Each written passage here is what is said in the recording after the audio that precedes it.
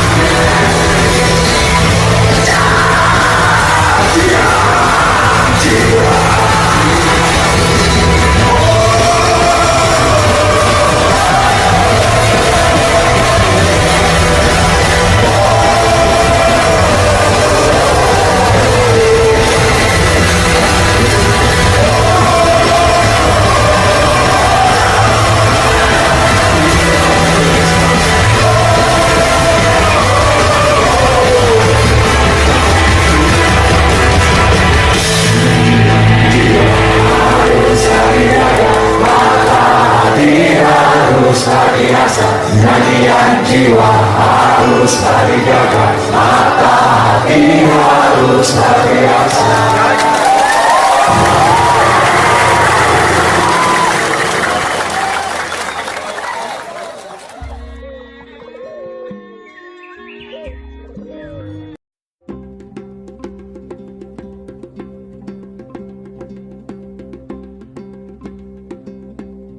Assalamualaikum warahmatullahi wabarakatuh.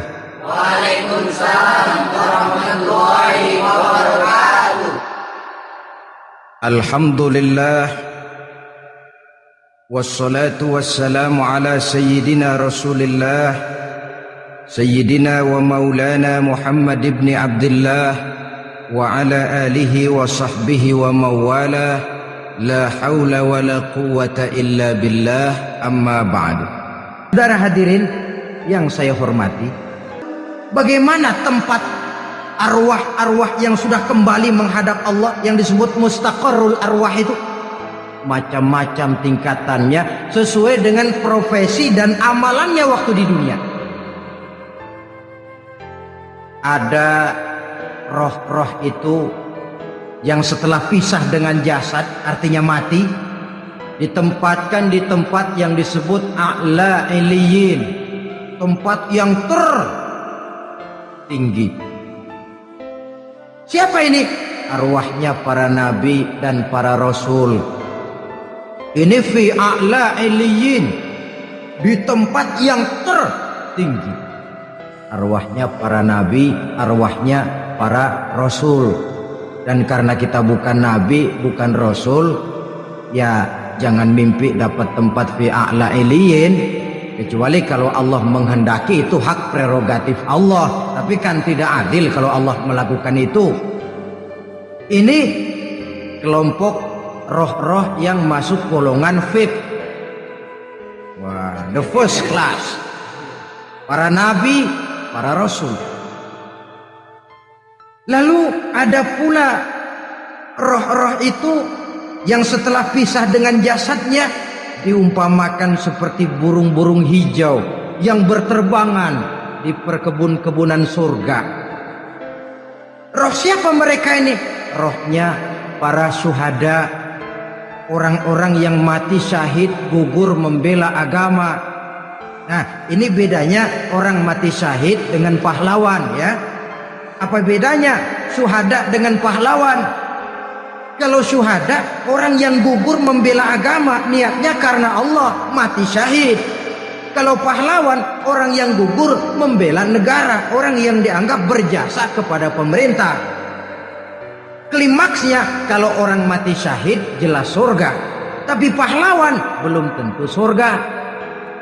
Kenapa? Bergantung kepada negara macam apa yang dibelanya dan pemerintah model mana yang dibelanya.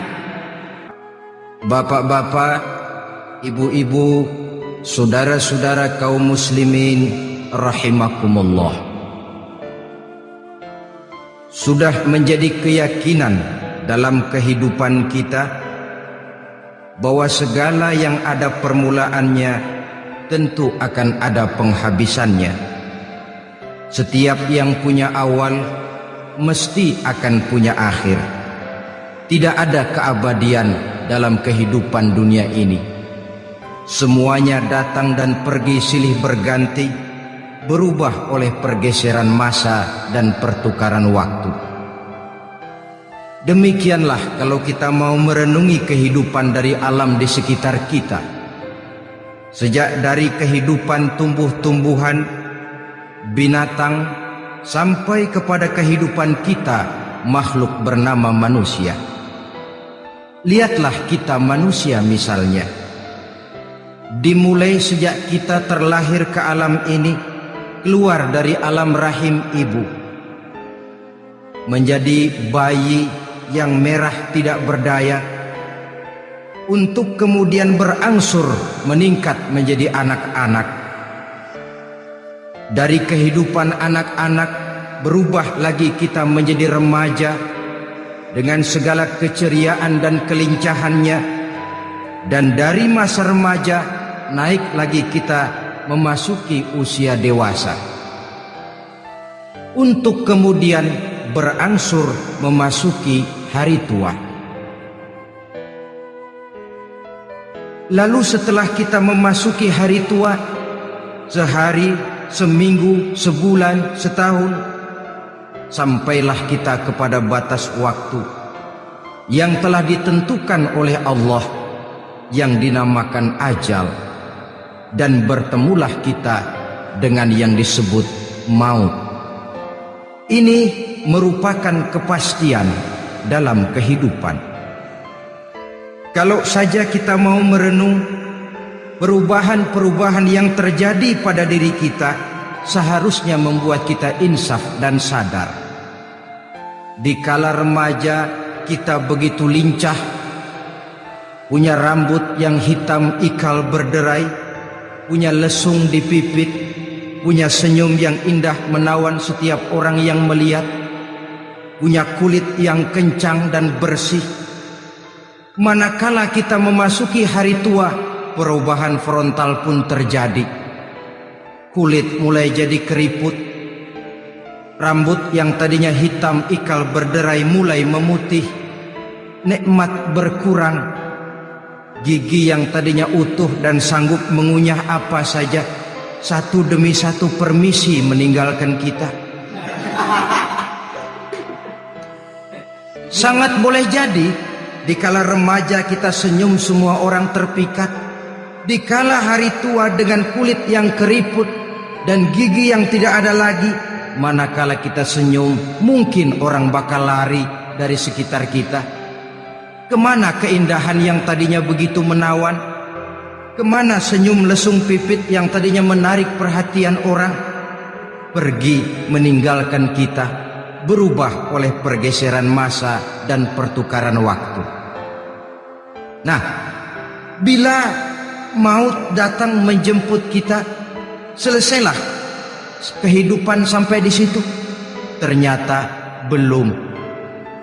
Kalau lahir merupakan perpindahan hidup dari alam rahim ke alam dunia, maka mati hakikatnya merupakan perpindahan hidup dari alam dunia ini ke alam kehidupan yang berikutnya, yang dinamakan dengan alam barzah. Andai kata hidup cuma sekali, secara moral kita sanggup berkata, alangkah tidak adilnya Tuhan. Kenapa? Dalam kehidupan ini kan aneka ragam terjadi. Ada orang yang zolim, ada orang yang dizolimi. Ada orang yang membunuh, ada orang yang terbunuh. Ada orang yang kaya, ada orang yang miskin. Ada orang yang jujur, ada orang yang menghalalkan segala cara. Sehingga banyak ketidakadilan yang terlepas daripada pengadilan dunia. Lalu orang pun bilang, di dunia ini katanya banyak pengadilan tapi sulit keadilan. Di dunia ini mudah mencari pengadilan tapi sulit untuk mencari ketidakadilan. Andai kata hidup cuma sekali, tidak akan ada hidup sesudah hidup yang sekarang ini. Bagaimanakah nasib mereka yang lepas dari pengadilan dunia ini? Alangkah tidak adilnya Allah, andai kata tidak ada kehidupan sesudah hidup yang sekarang. Tentulah akan terjadi di mana orang menghalalkan segala macam cara untuk mencapai tujuan. Yang penting kan saya kaya, yang penting kan saya punya jabatan dan kedudukan tinggi. Kalau perlu jilat atas, jilat atas. Kalau perlu sikut kiri kanan, sikut kiri kanan. Kalau perlu injak bawah, injak yang bawah. Ini prinsip daripada orang-orang komunis. Dan pantas karena mereka tidak percaya kepada kiamat. Pantas karena mereka tidak percaya akan adanya kehidupan sesudah hidup yang sekarang ini. Maka saya menghimbau kepada seluruhnya, kita sudah kadung menyepakati negara ini berdasarkan Pancasila.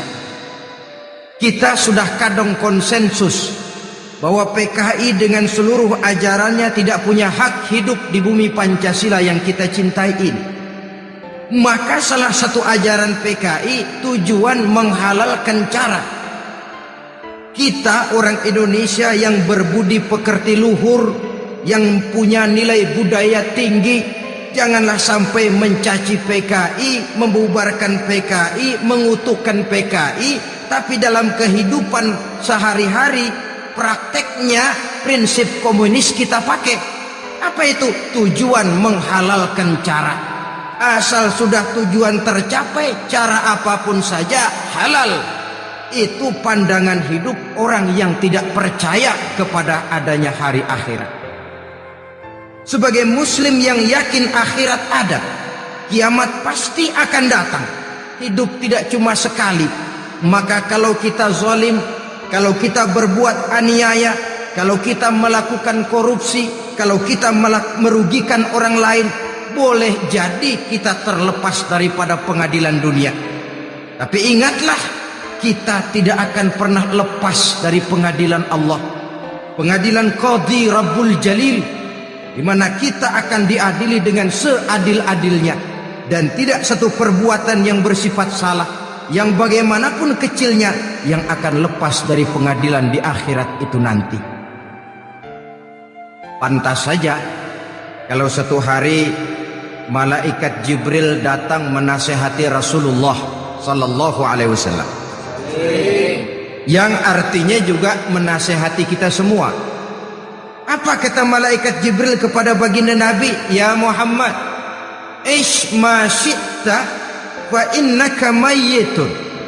Hai Muhammad, hiduplah semau kamu, tapi jangan lupa kamu pasti akan mati.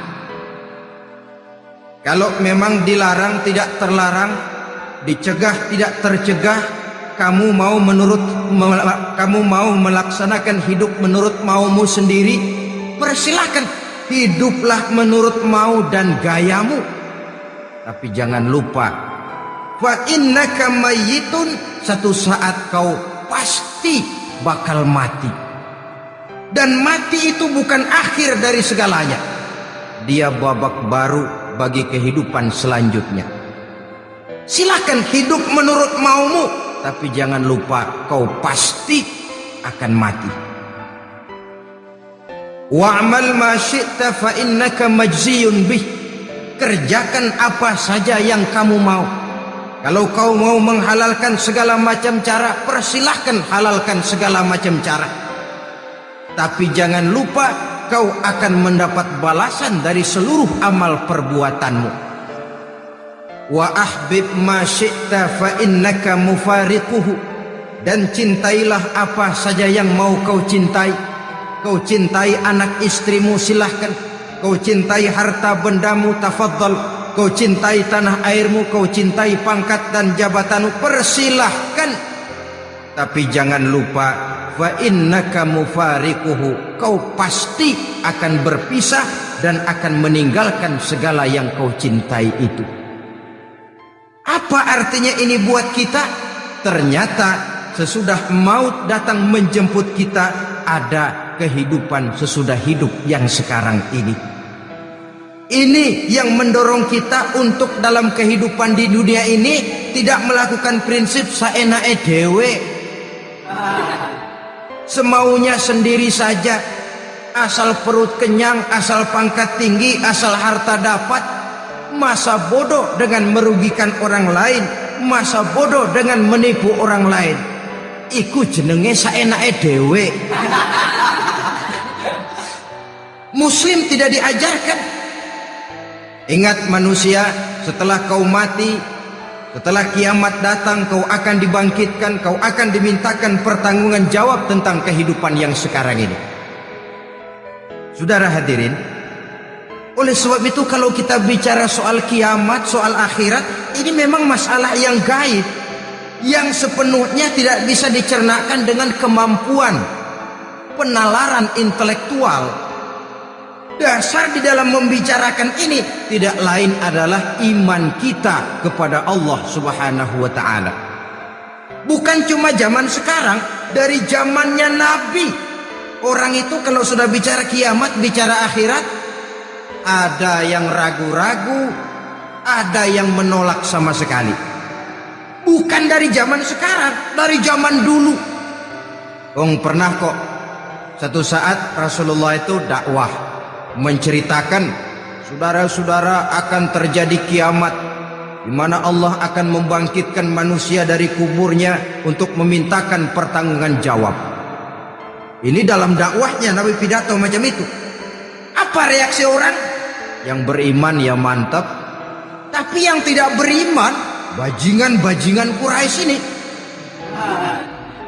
mereka bertepuk tangan, mengejek, mencaci. Malahan ini yang luar biasa, ada dua orang kafir namanya Ubay bin Ka'ab dan Al-As bin Wa'il. Mendengar pidato macam ini, mereka buru-buru pulang ke rumah. Ngapain? Ngambil pacul. Lalu berangkat nyari kuburan tua. Dia gali itu kuburan. Tulang-tulangnya diangkut, dibawa ke depan Nabi. Ya Muhammad, tulang-tulang yang udah hancur begini, siapa yang bisa ngidupin lagi? Yang macam-macam aja kamu Muhammad. Nggak rasional, nggak masuk akal. Allah menjawab. Apa kata Allah? وَضَرَبَ لَنَا مَثَلًا وَنَسِيَ خَلْقَهُ قَالَ مَنْ يُحْيِي الْعِظَامَ وَهِيَ رَمِيمٌ قُلْ يُحْيِيهَا الَّذِي أَنْشَأَهَا أَوَّلَ مَرَّةٍ وَهُوَ بِكُلِّ خَلْقٍ عَلِيمٌ. Mereka memberikan perumpamaan kepada kami, kata Allah. Mereka melupakan asal kejadiannya. Mereka bertanya, siapa yang sanggup menghidupkan tulang belulang yang sudah hancur kayak begini? Qul yuhyiha allazi ansha'aha awwala marrah. Katakan kepada mereka Muhammad, yang akan menghidupkannya adalah Dia yang telah menciptakannya pertama kali dulu. Kalau Dia sanggup menciptakan, Dia tentu lebih sanggup lagi untuk mengembalikan reproduksi ciptaan itu sebagaimana semula. Yang paling kasihan yang ragu-ragu, akhirat itu ada apa enggak sih? Kiamat itu ada apa enggak sih? Lantaran ragu-ragu, terombang-ambing dia antara harapan dan putus asa, antara kenyataan dan idealisme. Ada yang buta sama sekali 100% terhadap keadaan-keadaan sesudah mati. Perhatian mereka hanya tercurah kepada kehidupan sebelum mati. Yang mereka perhatikan siang dan malam tidak lebih daripada urusan perut. Pergi pagi, pulang sore, peras keringat, banting tulang. Cuma soal makan, soal minum, soal pakaian, soal kendaraan, soal rumah tangga, soal anak, soal istri. Yang mereka pentingkan hanya soal-soal politik misalnya, ekonomi, pembangunan dan industri. Untuk soal-soal kayak begitu, giat betul. Habis seluruh waktu untuk memikirkan, meningkatkan kebudayaan, politik, sosial, ekonomi. Kadang-kadang kurang tidur, kurang istirahat, berkeliaran ke sana kemari ke tempat yang jauh-jauh, sampai-sampai kadang-kadang terkena stres, penyakit darah tinggi, ginjal, lever, untuk memikirkan hal-hal yang semata-mata karena dunia saja. Lantas boleh jadi mereka mendapatkan kekayaan yang berlimpah ruah, mendapatkan kedudukan yang tinggi, nama yang semerbak, dikenal orang di barat dan di timur, di utara dan di selatan. Tetapi alangkah kecewanya mereka jikalau datang ajal menjemput nyawa, mati mereka, meninggalkan harta yang banyak, nama yang masyhur. Mereka disebut dengan jasa-jasanya. Radio memberitakan, TV menyiarkan, koran-koran memuat. Bahkan nama mereka kadang-kadang dikenang 2-3 tahun setelah wafatnya. Tetapi dalam pada itu, roh mereka merintih, mengeluh, menderita. karena dilemparkan oleh Allah ke tempat-tempat yang kotor, penyesalan yang sudah tidak akan ada gunanya lagi. Saudara-saudara kaum muslimin rahimakumullah, oleh karena itu kehidupan akhirat bukanlah dongeng dan takhayul, bukan khurafat dan hayalan. Kehidupan akhirat, hari kiamat adalah kebenaran dan kepastian. Dalam surah Al-Hajj ayat ke-7, Allah Subhanahu wa taala menyatakan, wa anna as-sa'ata atiyatun la raiba fiha wa anna Allah yab'atsu man fil qubur, dan bahwasanya kiamat itu sesungguhnya adalah sesuatu yang pasti dan tidak ada keraguan-raguan lagi di dalamnya, dan bahwasanya Allah sungguh-sungguh akan membangkitkan manusia dari kuburnya masing-masing. Nah, kalau kita sudah yakin kiamat sesuatu yang pasti adanya, akhirat sesuatu yang pasti adanya, dari mana pembicaraan tentang kiamat ini kita mulai? Tentu dari diri kita. Marilah kita mencoba melihat proses perjalanan hidup ini sampai kita memasuki kiamat. Hadirin, tidak ada makhluk secantik manusia. Tidak percaya, pernah ke Ragunan? Nah, saudara masuk ke kebun binatang, segala macam makhluk ada di situ. Ratusan macam jenis binatang. Bandingkan dengan saudara, kira-kira cakep mana?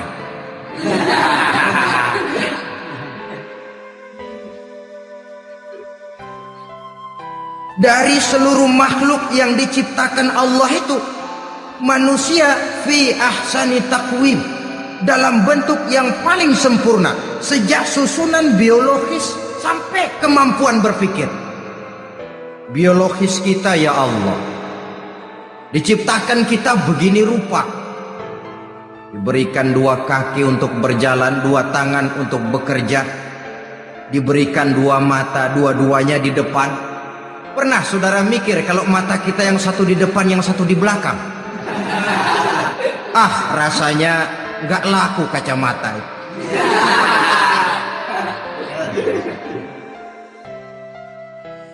Diberikan hidung dengan 2 lubang, tahu betul Allah ke bawah lagi lubangnya. Coba pikir kalau lubang hidung kita menghadap ke atas, aduh, kalau musim hujan repot jagain hidung. Laqad khalaqnal insana fi ahsani taqwim. Sungguh telah kami ciptakan manusia dalam bentuk kejadian yang paling sempurna ketimbang makhluk-makhluk Allah lainnya. Nah, kesempurnaan manusia ini oleh karena hidupnya terdiri dari 2 unsur pokok. Pertama unsur jasmani dan kedua unsur rohani, jasad dan roh. Jasad yang terlihat sekarang ini, potongan saudara yang ngejedok di depan saya ini jasad saudara. Ini yang berasal dari saripati makanan yang dimakan oleh bapak ibu kita. Lalu hasil kerjasama yang baik antara ibu dengan bapak, terwujudlah kita. Kalimat langsungnya, jasad ini berasal dari tanah yang tadi berubah dari bayi, remaja, dewasa, meningkat hari tua. Yang berubah itu jasmani kita. Kenapa? Karena jasmani itu materi, benda, daya tahannya terbatas. Dia berubah oleh pergeseran massa dan pertukaran waktu. Apa ada orang makin tua makin cakep? Jasmani oleh karena dia materi, dia berubah oleh pergeseran massa dan pertukaran waktu. Nah, yang menyebabkan jasmani itu bergerak karena ada roh di dalamnya. Ini yang menyebabkan kehidupan.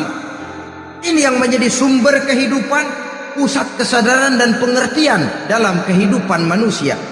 Tanpa roh dalam diri kita, maka jasad kita pernah lihat orang mati. Nah, itu kalau orang mati, coba perhatikan. Apanya yang kurang? Kupingnya masih ada, tapi sudah tidak sanggup mendengar. Matanya masih lengkap, tapi tidak mampu melihat. Jangankan melihat, terbuka saja tidak. Mulutnya masih ada, tapi sudah tidak bicara lagi. Telinganya cukup, tapi sudah tidak sanggup mendengar. Kakinya lengkap, tapi tidak mampu lagi berjalan. Apa penyebabnya itu? Ternyata jasmani kita, jasad ini, manakala sudah ditinggalkan oleh ruh, dia tidak akan bisa berdaya apa-apa, tidak mampu berjalan, tidak pula berbuat, tidak pula bekerja apapun saja. Saudara-saudara, dua-duanya punya kebutuhan. Jasmani ada kebutuhannya, rohani pun ada kebutuhannya. Jasmani yang jelas perlu makan, perlu minum, perlu tidur, perlu pakaian, dan sebagainya. Nah, apabila saat berpisah datang, ajal sampai, berpisahlah roh dan jasad. Dan itulah yang dinamakan dengan maut. Jadi apa sih mati itu? Mati adalah berpisahnya roh dengan jasad. Sebab itu Islam sangat menganjurkan kita untuk banyak-banyak mengingat mati. Bagaimana caranya mengingat mati? Pertama, mati itu kan pasti. Kira-kira yang hadir di sini ada yang nggak mati nggak kira-kira? Semuanya bakal mati kan? Berani? Sekarang mau? Saudara, sebenarnya kalau kita merenung lebih jauh, orang itu tidak perlu takut mati. Walaupun tidak boleh terlalu berani menghadapi mati. Karena bagaimanapun takutnya kita kepada mati, toh dia pasti datang. Bagaimanapun beraninya kita mati, kalau belum ajal ya tidak mati juga. Jadi muslim itu kan harus berani menghadapi hidup dan tidak takut menghadapi mati. Mati adalah sesuatu yang pasti. Muslim dianjurkan banyak-banyak mengingat mati dalam kehidupan. Caranya bagaimana? Pertama, berziarah nengokin teman yang sakit. Ya? Suka nengokin teman yang sakit enggak? Oh, itu pahalanya kata Nabi. Menengok orang yang sedang sakit lebih afdol daripada sholat sunnah 1000 rakaat. Apa pernah saudara sembahyang sunnah sampai 1000 rakaat? Nengokin orang sakit pahalanya lebih afdol daripada itu. Kenapa menengoki orang sakit mengingatkan kita kepada mati? Iya ya, ini teman saya yang kemarin segar banget, bercanda sama saya, ketawa sama-sama, sekarang terbaring tidak berdaya, hilang kemampuannya, hilang keceriaannya, sakit. Iya kalau sembuh, kalau ajal, iya sekarang giliran dia, kalau jatuh ke saya. Lalu menghibur teman dengan kata-kata yang enak, yang akan mendatangkan sugesti supaya dia cepat sembuh. Jangan nengokin orang sakit, jujur, sakit apa lo? Perut. Emang teman gua kemarin sakit begini mati. Wah, itu orang bisa jadi shock lantaran etika kita tidak akan sampai ke sana. Menjenguk orang sakit akan mengingatkan kita kepada mati. Apalagi ziarah kubur. Ada yang orang tuanya sudah meninggal? Nah, kalau ada, Ya tidak bisa tiap hari, sekurang-kurangnya seminggu sekali. Jumat pagi misalnya ziarah kita ke kubur. Sehingga kalau kita masuk kubur kan ada etikanya. Assalamualaikum ya ahlal kubur wa inna insyaallahu bikum lahiqun. Hai penduduk kubur, keselamatan bagi kamu dan kami yang masih hidup sekarang ini insyaallah pasti bakal nyusul kamu. Iya, yang kemarin gagah bener sekarang terbaring tanpa daya. Ini unggukan kuburannya. Yang kemarin ada sekarang sudah tidak ada. Kemana dia? Kami satu saat pasti akan begini. Ingat mati. Lalu apalagi yang bisa membuat kita ingat kepada mati? Mengawal jenazah. Bukankah sangat dianjurkan oleh agama? Bahkan kalau bisa sejak mengurusnya, memandikannya, mengkafankannya, menyolatkannya untuk kemudian mengantarnya ke kubur. Hari ini saya antar dia ke kubur, besok boleh jadi saya yang diantar orang. Hari ini saya solatkan dia, besok boleh jadi saya yang disolatkan orang. Hari ini saya masukkan dia ke liang lahat, besok mungkin giliran saya dimasukkan orang ke liang lahat. Ingat mati, tumbuh kesadaran. Lalu daya positifnya dalam kehidupan apa? Nah, saudara-saudara hadirin, orang yang mengingat mati bukan lantas menjadi lemah dalam kehidupan, menjadi putus asa, sedikit semangat, terbentur kesulitan, mudah frustasi. Bukan itu tujuannya kita diperintah mengingat mati. Jelasnya Islam menganjurkan kita untuk mengingat mati guna maksud-maksud yang positif, supaya orang lalu sadar hidup ini cuma sebentar. Maka mumpung hidup, nah ini mumpung, tapi mumpung yang baik. Mumpung hidup, maka hidup yang singkat ini harus saya pergunakan dengan sebaik-baiknya, melakukan kebajikan yang sebanyak-banyaknya, menjauhkan rasa malas, menunggu keajaiban yang datang dari langit, berleha-leha, bermain-main, sementara maut kalau dia datang tidak pernah main-main. Pantas kalau seorang penyair bernama Syauqi memesankan, tazawwad bittaqwa fa innaka la tadri idza hanna al-lailu hal ta'ishu ila al-fajri. Kam min sahihin mata min ghairi illatin wa kam min alilin 'asha hinan min ad-dahri. Persiapkan dirimu dengan takwa, sebab kamu tidak tahu apabila malam datang kamu masih bisa hidup apa enggak besok pagi. Apa ada jaminan saudara yang kumpul di depan saya malam ini besok masih bisa hidup? Ada jaminan? Tidak ada sama sekali. Kam min sahihin mata min ghairi illatin. Berapa banyak orang sehat mati nggak pakai sakit lagi. Sebabnya kadang-kadang ringan saja. Ada yang cuma jatuh di kamar mandi mati. Ada yang cuma ketiban pensil. Iya, kalau ketiban pensil 3 peti masa nggak mati. Ta'addadatil asbab wal mautu wahid. Sebabnya boleh jadi macam-macam, tapi mati satu juga, yaitu mati. Dia seperti kelapa yang terlalu tua jatuh ke bawah, yang kembang baru keluar pun jatuh ke bawah. Itulah mati. Dia datang menjemput yang bayi, dia datang mengambil yang anak-anak, dia datang juga kepada yang remaja, kepada yang dewasa, kepada yang tua sekalipun. Jangan yang remaja lalu berpikir, gua rasanya masih jauh banget sama mati. Ini sesuatu yang pasti yang kita tidak pernah diberitahu kapannya.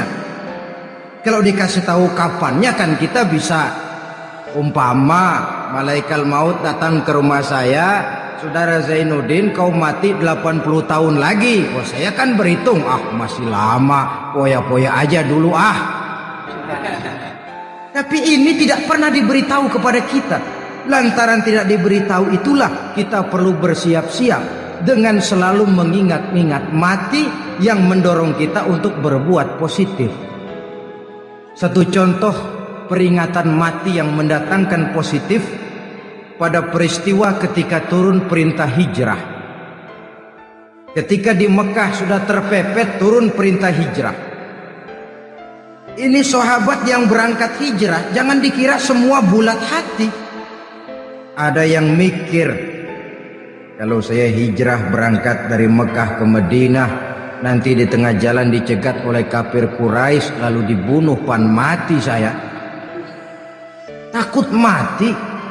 Allah peringatkan, kullu nafsin za'iqatul maut. Kamu disuruh hijrah saja takut mati, padahal kamu tahu semua yang hidup bakalan mati. Diam saja di Mekah mati, hijrah ke Madinah pun akan mati. Mendengar ayat ini, Sayyidina Umar bin Khattab seperti dibakar semangatnya. Kalau sebagian sahabat hijrah sembunyi-sembunyi, beliau mau hijrah itu malah bajingan Quraisy dikumpulkan ke Ka'bah. Pidato, ya ma'syara Quraisy, dedengkot Quraisy, dengerin. Besok pagi yang namanya Umar bin Khattab mau hijrah dari Mekah ke Madinah. Siapa yang kepengen kepalanya berpisah dengan badannya, persilahkan cegat Umar di jalanan. Besok dengan tenang dia berangkat hijrah, gak ada yang berani nyegat. Quraisy juga barangkali mikir, gue ngapain nyegat penyakit. Begitu ingat mati, timbul semangat juang, timbul semangat berbuat. Ini ingat mati yang positif, bukan yang melemahkan semangat. Ya, jangan kerja rajin-rajin dah, lu bakalan mati. Ini ingat mati yang salah pasang. Ingat mati seharusnya mendorong manusia untuk berbuat lebih tekun. Allah memberikan peringatan, qul innal mauta alladzi tafirruna minhu fa innahu mulaqikum. Katakan, maut yang kamu akan melarikan diri daripadanya, yang kamu takuti benar dia pasti akan datang menjemput kamu. Saudara-saudara hadirin yang saya hormati, datangnya memang tidak kita harapkan yang namanya maut. Tapi sekali dia datang, tidak ada pintu tempat kita lari. Dia memang tidak pernah kita undang. Tapi sekali dia datang, mengetok pintu, kekuatan apa yang bisa menolak? Dia sebuah tanda seru dalam kehidupan. Apa yang menyebabkan orang takut mati? Pertama, barangkali karena dia tidak tahu bagaimana kehidupan sesudah mati. Alam kubur gelap, alam akhirat gelap, sehingga dia bingung. Lantaran bingung lalu jadi takut. Yang kedua, boleh jadi oleh bayangan-bayangan dosa yang pernah dia kerjakan di dunia ini. Kerjanya cuma menumpuk dosa. Dia gembira, bahagia, tertawa di atas tumpukan dosanya, merasa segan berpisah dengan seluruh kehidupan ini. Sehingga boleh jadi maut adalah sesuatu yang ditakutkannya benar dalam kehidupan. Tapi bagaimanapun takutnya, tidak ada tempat lari dari dia. Dalam ayat lain Allah jelaskan, ainama takunu yudrikumul mautu walau kuntum fi burujim musayyadah. Di mana saja kamu berada, dalam benteng yang paling tangguh sekalipun, maut pasti akan datang menjemput kamu. Nah, bagaimana caranya maut datang menjemput kita? Bila datang dia, sang malaikat pencabut nyawa, malaikat Israel namanya, hendak mengambil ruh kita. Dalam suasana macam begitu, di akhir kehidupan dunia, dalam berhadapan dengan sakaratul maut, terbagilah manusia dalam dua bagian besar. Pertama, yang menghadapi sakaratul maut itu dengan husnul khatimah, baik di akhirnya, Sehingga pada saat ruhnya berpisah dengan jasadnya, kelihatan dia seperti senyum, mukanya cerah. Bahkan sebelum itu boleh jadi dia sempat meninggalkan pesan-pesan yang baik. Ada yang sempat azan, ada yang sempat baca Quran. Pernah kan nemui orang yang mau mati seperti itu? Yang sempat azan, yang sempat baca Quran, yang sempat meninggalkan wasiat-wasiat yang baik. Sebab apa? Malaikat maut datang menjemput mereka juga dengan baik-baik. Dicabut ruhnya perlahan-lahan, tapi sungguh pun perlahan-lahan. Pedihnya, sakitnya tetap tiada tara.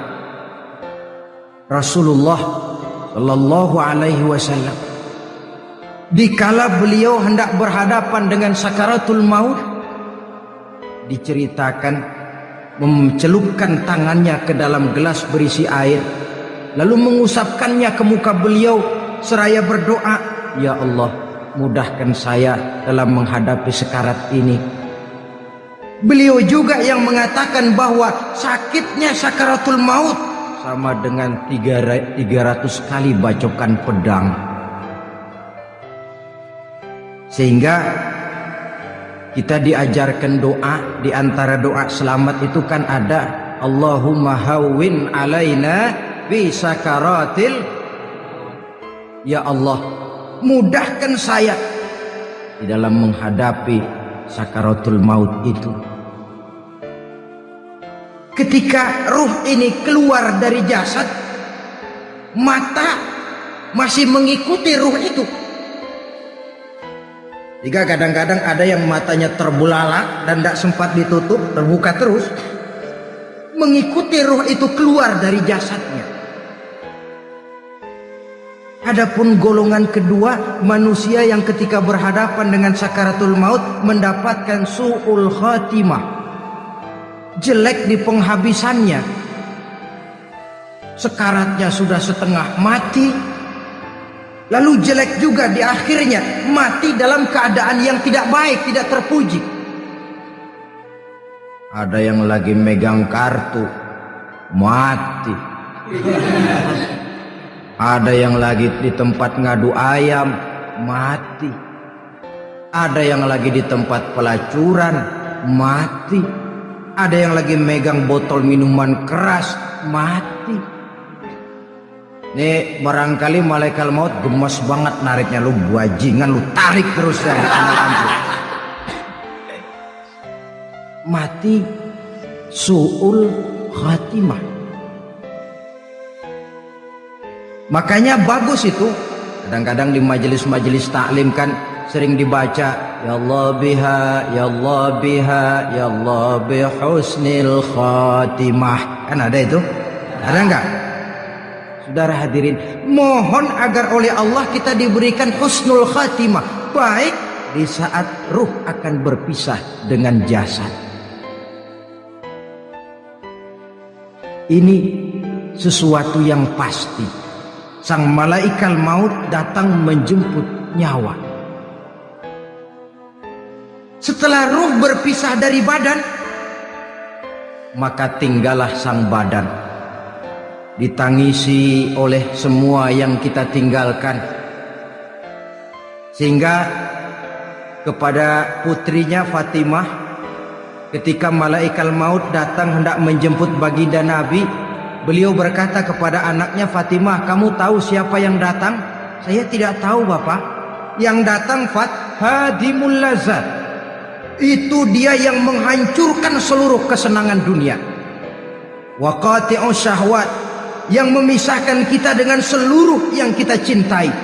Dia malaikat maut, Pak.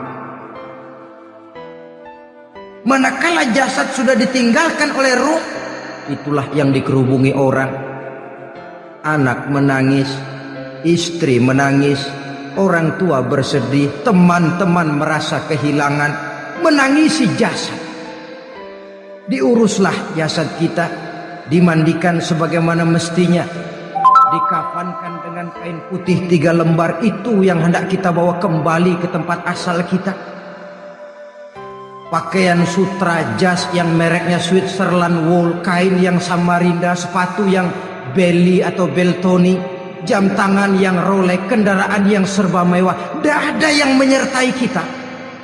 Kain putih 3 lembar itu saja lagi.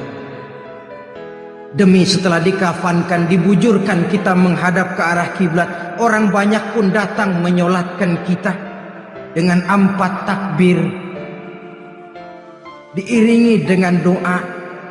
Lalu upacara pelepasan, berangkat kita meninggalkan anak, istri, suami, kampung halaman, tanah air, bahkan alam dunia ini. Selamat tinggal alam dan seluruh isinya. Tinggallah yang tinggal. Saya akan kembali ke tempat asal dari mana saya datang, untuk kembali mempertanggungjawabkan seluruh perbuatan saya dalam kehidupan ini. Manakala upacara pelepasan selesailah sudah, dimasukkan kita ke keranda jenazah, digotong orang, bismillah wa ala millati rasulillah, dibawa ke tempat peristirahatan terakhir katanya. Padahal dulu kalau mau kita istirahat, ke villa lah kita, ke Bali lah kita, ke Hong Kong lah kita, ke tempat-tempat tamasya yang indah. Oh, rupanya akan sampai juga perjalanan menuju tempat peristirahatan terakhir yang luasnya tidak akan lebih dari 2 kali 1 meter. Diusung orang kita, diantarkan orang banyak. Manakala sampai ke atas liang lahat, pengusung jenazah dibuka, diturunkan kita ke liang lahat, dibaringkan. Gumpalan tanah akan jadi bantal kita. Muka dibuka, dihadapkan ke arah kiblat. Setelah itu ditutup liang lahat kita dengan kayu. Masih belum kurang diuruk dengan tanah. Yang menguruk orang-orang yang tadinya mencintai kita, menyayangi kita. Tapi ketika jasad sudah ditinggalkan ruh, habis rupanya cintanya. Coba jasad kalau sudah ditinggalkan ruh, 3 hari aja di rumah, serem. Ya mayit, siapa yang betah nemenin mayit?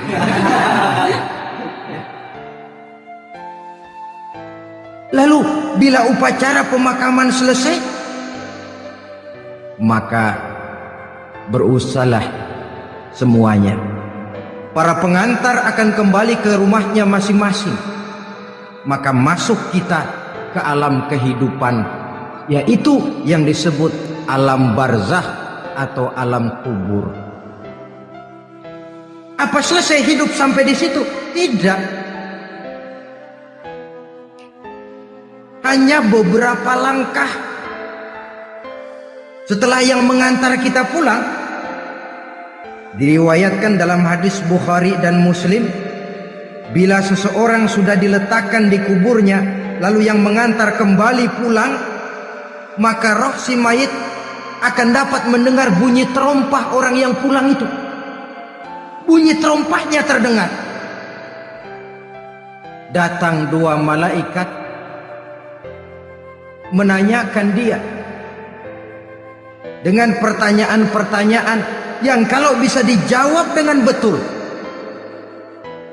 2 malaikat yang bernama Munkar Nakir akan bilang, jawabanmu betul, tenanglah kau di sini, naumatal arus, tidurlah kau di sini seperti tidurnya pengantin. Orang yang baik-baik di alam kuburnya akan mendapat nikmat kubur, sehingga masa penantian yang lama. Sebab jangan lupa, kita masuk ke kubur itu kan menunggu sampai datangnya hari kiamat. Jadi kalau kiamat umpama masih 1000 tahun lagi, ya 1000 tahun kita menunggu. Orang yang baik-baik penantian di alam kubur, kata malaikat, naumatal arus, tidurlah kamu seperti tidurnya pengantin. Bagaimana sih tidurnya pengantin? Gak berasa. Iya, kata anak sekarang, endah aja udah. Begitu mendusin pagi, kata lakinya, malam sebentar bener ya Neng. Sebentar betul katanya malam. Ya tentu saja tidak terasa. Kenapa? Dia tidak pernah memikirkan waktu. Terbawa oleh kenikmatan dan kelezatan yang dirasakannya dalam kehidupan. Tapi orang yang dosanya bertumpuk, tidak sanggup menjawab pertanyaan dua orang malaikat, maka dia akan mendapat azab di alam kuburnya terus menerus siang dan malam sampai datangnya hari kiamat. Ibarat maling ayam ketangkep, belum masuk pengadilan udah digebugin duluan. Kan begitu kan? Ada maling ayam nggak di sini? Nah, itu yang nyaut tadi pengalaman itu. Di sidang belum divonis, belum digebugin babak belur. Saudara hadirin, maka alam kubur bisa merupakan raudhatun min riyadil jannah. Taman di antara taman-taman surga, pun juga bisa merupakan hufratun min hufarin niran, menjadi liang daripada neraka. Ada lagi riwayat yang dari Imam Muslim yang diperoleh dari Zaid bin Sabit. Zaid bin Sabit cerita, satu hari kami bersama Rasulullah SAW berada dalam kebun kepunyaan Bani Najjar. Rasulullah sedang duduk di atas keledai.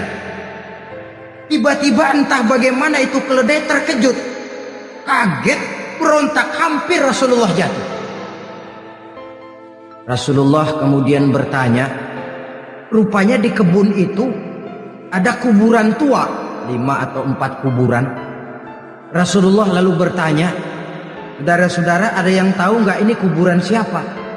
Nggak ada ya Rasulullah. Memang kenapa? Ini penghuni kuburnya lagi disiksa oleh Allah. Andai kata boleh saya mohon kepada Allah supaya kamu dengar seperti yang saya dengar, andai kata saja kamu kuat mendengarnya, saya pasti akan berdoa. Tapi sayang, saya yakin kamu pasti tidak akan kuat mendengar mereka mendapat azab di kuburnya. Hadis sahih riwayat Imam Muslim dari Zaid bin Sabit. Kehidupan di alam barzah. Pak, iya kalau yang matinya dikuburin. Lah kalau yang matinya diceburin ke laut, dibakar, di medan perang hilang nggak ketahuan kemana jenazahnya.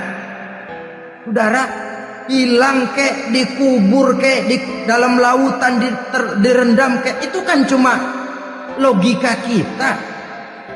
Menurut Allah tidak ada perbedaan orang mati dikubur di dasar lautan, atau dibakar sampai jadi abu, atau gugur di medan perang tidak ketemu jenazahnya.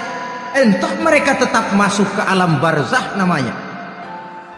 Jasad boleh hancur, tapi roh sebagai sumber kehidupan, pusat kesadaran dan pengertian, dia tetap ada, mengalami kebahagiaan dan kegembiraan, atau mengalami kepedihan dan penderitaan, bergantung kepada amalan yang kita lakukan dalam kehidupan di dunia ini. Maka dalam Yasin tadi kan jelas, qul yuhyiha alladzi ansha'aha awwala marrah, yang menghidupkan mereka yang dikubur di dasar lautan, mereka yang dibakar sampai jadi abu, yang akan menghidupkan ialah Allah yang menciptakan mereka dulu pertama kalinya. Jadi kalau sudah ada aslinya, ya tentu tidak perlu contoh lagi, akan sangat mudah membuatnya. Orang tua kita, keluarga kita yang sudah berpulang, mereka di alam barzah sekarang ini bisa mendapat nikmat kubur, bisa mendapat azab kubur, bergantung amalan mereka dalam kehidupan di dunia ini.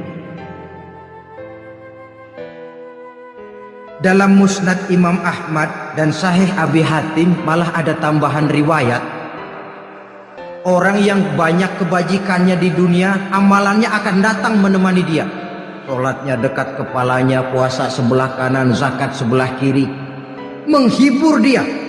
Malahan dikatakan berbentuk orang yang cantik menemani dia di alam kuburnya. Aneh, dia tanya, man anta lam ara fid dunya ajmal minka. Siapa kamu? Di dunia ini belum pernah saya melihat orang secantik kamu. Dia jawab, ana amaluka soleh. Saya adalah amalmu yang soleh yang kau kerjakan waktu di dunia. Saya sekarang diperintahkan untuk menemani kamu di sini. Alhamdulillah. Sedangkan amalnya yang jahat akan datang dalam bentuk yang menyeramkan menemani dia di sana. Bayangin deh, di kuburan ditemenin yang serem-serem. Sama juga di dunia. Di dunia, kalau kita di tempat gelap ditemenin orang cakep, enak nggak? Wah, pengalaman. Tapi coba bayangin, sudah tempatnya gelap, yang nemenin jelek nggak ketulungan, gerah kita. Nah, saudara hadirin yang saya hormati, lalu bagaimana tempat arwah-arwah yang sudah kembali menghadap Allah yang disebut mustaqarrul arwah itu?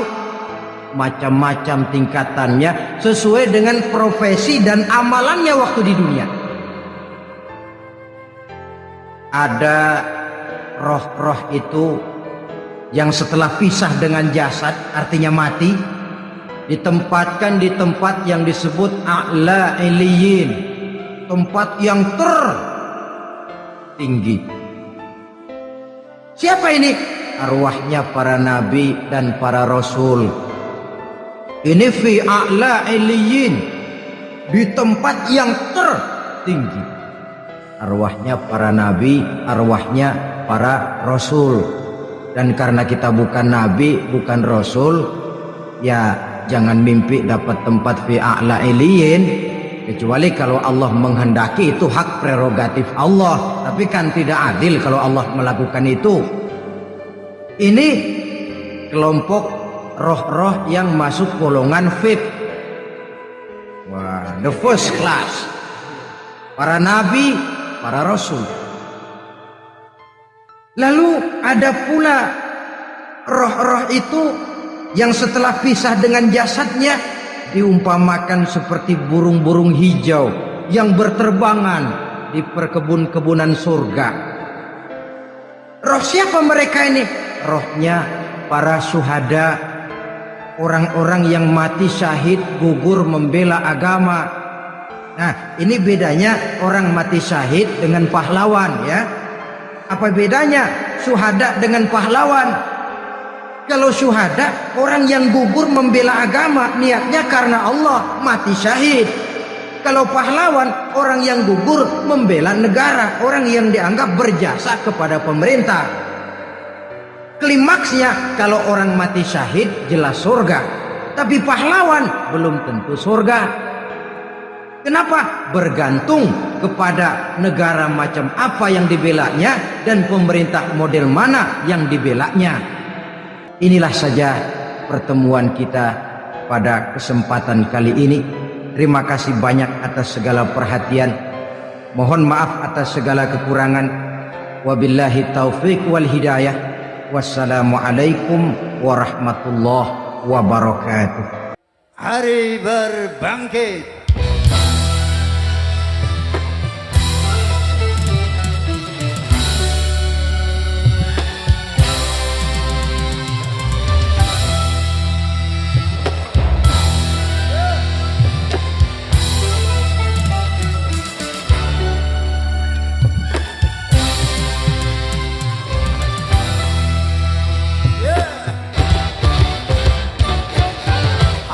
Berbangkit, hari yang pastikan datang kawan. Di hari itu semua mau diperlihatkan. Hari berbangkit, hari yang teramat mendebarkan.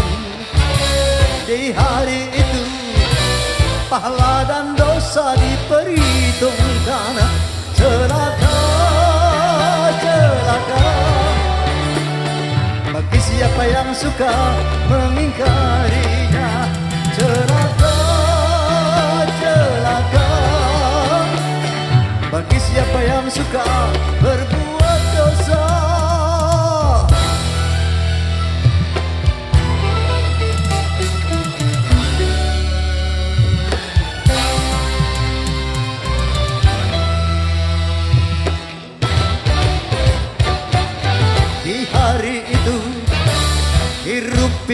memecah telinga. Semua manusia gundah resah dengan urusannya. Di hari itu sang ibu lari dari anaknya.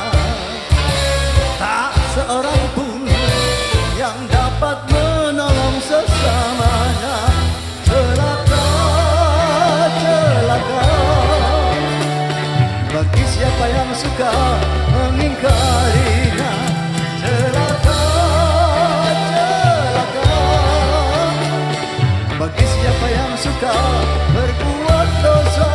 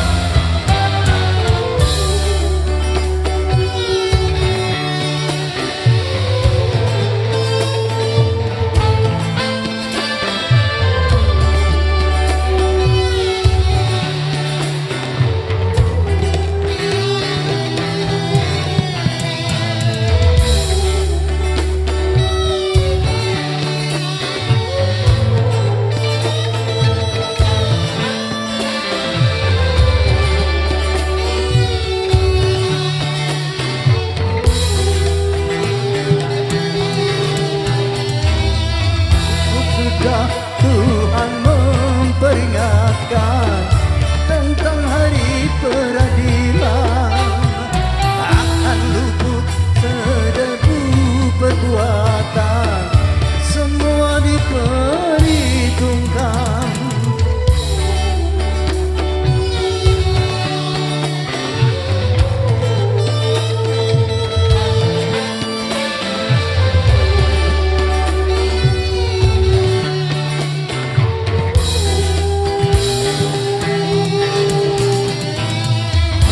Apakah tidak kau persiapkan bekal hari yang mencekam?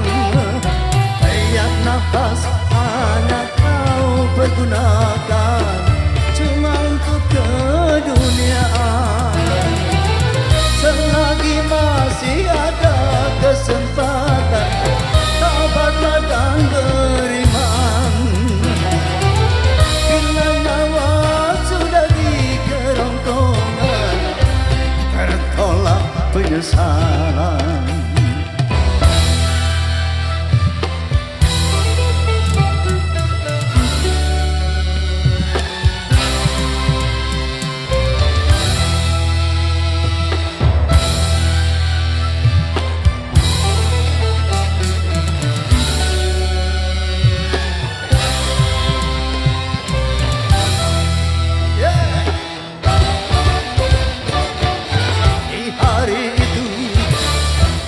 Harga harta dan jabatan, dan tak berlaku segala macam bentuk keburusan. Di hari itu banyak wajah yang tertunduk hina, kecut dan gentar